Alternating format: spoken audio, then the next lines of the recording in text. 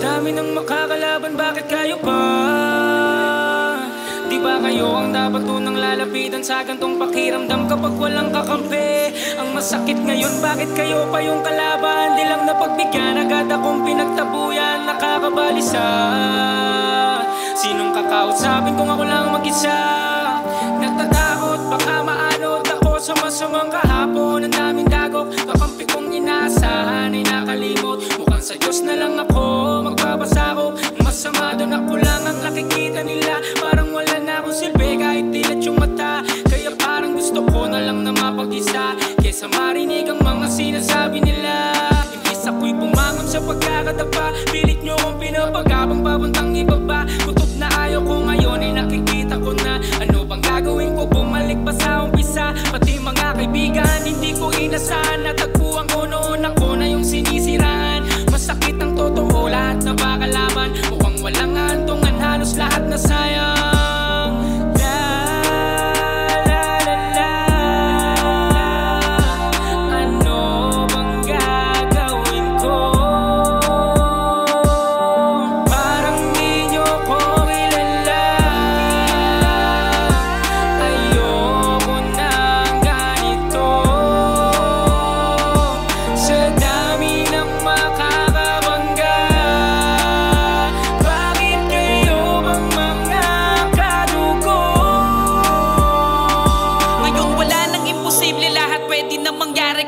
Inaasahan mo yung pawala palagi, yung akala mo kakampi, yung pamerong masasabi. Mga bida-bida kahit hindi naman kasali. Harapin mo ng maayos, talikurang aatake. Kahit nakadugo mo di ka pwedeng makampante. Lahat sila mabait at ikaw bangit ugali. Ikaw ba ang masama pag di mo sila binate? Paano kung pagod ka na? Intindihin ng marami ang pag-iwas pa sa peke, yun ay makasarili. Kapag usap ang mali, ikaw lagi nasisisi. Para bang sa gusto mo, sila dapat ang mamili. Sisiraan ka nila, umangat ka lang ng konti. Parang maliit na tao na ikinulong sa bote. Bawal ka maging malaya at magkaroon ng silbi. Tila palitong walang ulo para di na sumindi. Mapupuno ka lang ng sobra sa iyong pagtitimpe. Kahit maganda ipakita, pangit lagi ang gante. Ang titigan pa sila sa mata, napakahapde. Kung tanong magtitiwala pa ba ako, sagot hindi. Parang di nyo ko kilala. Ayoko ng ganito. Sa dami ng makakabangga, bakit kayo bang mga kadugo?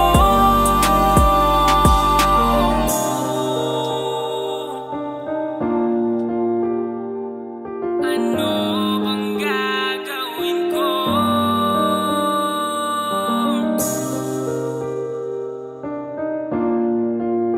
Bakit kayo bang mga kadugo?